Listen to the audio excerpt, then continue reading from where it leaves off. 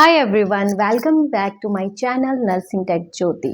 आज मैं आपको ऐसी डिजीज़ कंडीशन के बारे में पढ़ाऊंगी जिसके बारे में किसी को भी अवेयरनेस नहीं है कि ये वाली डिजीज़ भी हमारे जीआई ट्रैक में आती है। इट मीन्स डाइजेस्टिव सिस्टम में आती है। सो उस डिजीज़ का नाम है guys coeliac disease. What is coeliac disease? Coeliac disease हमारा मेनली अफेक्ट करता है स्मॉल इंटेस्टाइन को। होता क्या है इसमें, क्या है, ये मेनली होता है हमारी जो ग्लूटेन डाइट होती है। ग्लूटेन क्या है? एक टाइप की प्रोटीन है जो मेनली व्हीट, बर्ली और राई में प्रेजेंट होती है। So guys, it is a auto immunity disorder. It means क्या होगा, हमारा जो खुद का इम्यून सिस्टम है वो खुद की ही एंटीबॉडीज के ऊपर अटैक करना स्टार्ट कर देगा। कब? जब कोई ग्लूटेन डाइट कंज्यूम करेगा। होगा क्या? अटैक कर दिया। अब उसकी वजह से वहां पे हो जाएगी इन्फ्लामेशन। इन्फ्लामेशन की वजह से जितने भी वहां पे छोटे छोटे फिंगर लाइक प्रोजेक्शन विलाइज होते हैं, विलाइज मतलब एक छोटे छोटे फर की तरह होते हैं हमारे इंटेस्टाइन में। सो उनका काम क्या होता है, जितने भी न्यूट्रिएंट्स है, फॉर एग्जांपल मिनरल है, विटामिन्स हैं, इलेक्ट्रोलाइट है, उनका वो एब्जॉर्प्शन करते हैं। तो गाइज हुआ क्या, किसी ने ग्लूटेन लिया, हमारे ऑटो इम्यूनिटी की वजह से उस पर अटैक हुआ। अटैक होने की वजह से अब क्या होगा, इन्फ्लामेशन हुई, विलाइज डैमेज हो गए। विलाइज डैमेज हो गए तो जो न्यूट्रिएंट्स हैं वो अच्छे से एब्जॉर्ब नहीं हो पाएंगे। कॉजेज क्या है इसके? मेन जो इसका कॉज है जो वो होता है जेनेटिक प्रीडिस्पोजिशन। इट मीन जो जीन्स हैं, फैमिली हिस्ट्री की वजह से ये हो सकता है। नेक्स्ट, ये मेनली होता है उन लोगों को जिनको ग्लूटेन से एलर्जी है। सो ग्लूटेन जो इंजेस्ट करते हैं उनको वही ऑटो इम्यूनिटी की वजह से जो विलाई है वो डैमेज हो जाते हैं। और गाइज, ये वाला जो डिजीज़ है ये मेनली तब होता है अगर किसी की सर्जरी हुई है, उसके बाद किसी को वायरल इन्फेक्शन हुआ है, किसी की प्रेगनेंसी है, या आफ्टर चाइल्ड बर्थ। उसके बाद क्या होता है, ये ऑटो इम्यूनिटी हमारी काम करती है, लाइक खुद की ही बॉडी को डैमेज करने लग जाती है।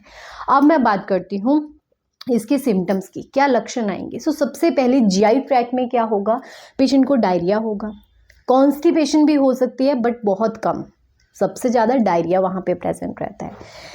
नेक्स्ट, इसमें पेशेंट को एब्डोमिनल क्रैम्प्स रहेंगे, एब्डोमिनल पेन रहेगा, टेंडरनेस रहेगी। टेंडरनेस का मतलब होता है हम पेट को टच करेंगे और पेशेंट को पेन होगा। नेक्स्ट, पेशेंट को बहुत ज़्यादा ब्लोटिंग फील होगी। नॉन गैस्ट्रोइंटेस्टाइनल सिम्टम्स क्या आएंगे, पेशेंट को अनीमिया हो सकता है, क्योंकि आपको पता है विटामिन B12 की एब्जॉर्प्शन होती है इंटेस्टाइन में। सो विटामिन B12 की वजह से, डेफिशिएंसी की वजह से पर्निशियस अनीमिया वहाँ पे देखने को मिल सकता है। पेशेंट को न्यूरोलॉजिकल सिम्टम आ सकते हैं, सीजर, फेंटिंग, बहुत ज़्यादा चिड़चिड़ापन हो जाएगा। नेक्स्ट, वीमेन में मिसकैरेजेस के चांसेस हो सकते हैं, इनफर्टिलिटी कॉज हो सकती है। और अगर मैं बात करूं, इसमें ऑस्टियोपोरोसिस भी देखने को मिल सकता है। What is that mean? Osteoporosis is related to our bone. इसमें क्या होगा, जो हमारी बोन होती है उसमें छेद पड़ जाएंगे। छेद पड़ जाएंगे तो बोन वीक हो जाएगी और वो टूट जाएगी। नेक्स्ट मैं बात करती हूँ, अगर ये बच्चे में होता है, किसी ग्रोइंग चाइल्ड में होता है, सो उस केस में उस बच्चे की जो ग्रोथ और डेवलपमेंट है, इंटेलेक्चुअल बोलो या फिर फिजिकल बोलो, वो दोनों रुक जाएंगी। शॉर्ट स्टेचर के इसमें जो बच्चे होते हैं उनकी हाइट नहीं बढ़ पाएगी, ना उनका वेट बढ़ पाएगा, और जितनी भी उनके बिहेवियर हैं उनमें बहुत ज़्यादा इश्यूज आएंगे। ये थे इसके साइन एंड सिम्टम। अब मैं बात करती हूँ इसके डायग्नोसिस की। सो डायग्नोस्टिक में हम क्या करेंगे, एंडोस्कोपी करेंगे, ब्लड टेस्ट करेंगे। गाइस, जो ब्लड टेस्ट है उसमें हम ग्लूटेज एंटीबॉडीज़ को चेक करेंगे। उसकी वजह से हमें पता चल जाएगा कि ये एंटीबॉडी खुद पे ही अटैक कर रही है। नेक्स्ट है, इसमें हम बायोप्सी कर सकते हैं। हम क्या करेंगे, इंटेस्टाइन, स्मॉल इंटेस्टाइन से टिश्यू टेकन, आफ्टर दैट उसको लैब में भेजेंगे और देखेंगे कि उसने विलाइज को सच में ही डैमेज कर दिया है या नहीं किया है। नेक्स्ट मैं बात करती हूँ इसकी ट्रीटमेंट की। सो गाइस, ट्रीटमेंट में कोई ऐसी मेजर ड्रग नहीं है इसमें, बट इसमें मेनली हम क्या करते हैं, ग्लूटेन फ्री डाइट लेते हैं, क्योंकि ग्लूटेन की वजह से ये मेनली हो जाता है। और इसमें गाइस क्या करना है, जिनको भी ग्लूटेन से एलर्जी होती है उनको कभी भी प्रोसेस्ड जो हमारे कंटेंट होते हैं, फॉर एग्जांपल कोई पैक्ड वाली चीज़ें यूज़ करता है, सो उनको हमेशा इंग्रेडिएंट जो होते हैं वो पढ़ के ही लेने चाहिए, क्योंकि हो सकता है उसमें ग्लूटेन हो। नेक्स्ट, इसमें अगर नर्सिंग मैनेजमेंट की बात करूँ, सो ग्लूटेन फ्री डाइट के लिए बोलना है।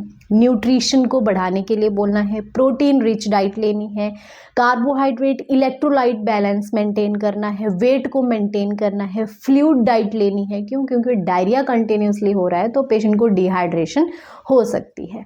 I hope you like this video. Please like, share, subscribe my channel. Thank you.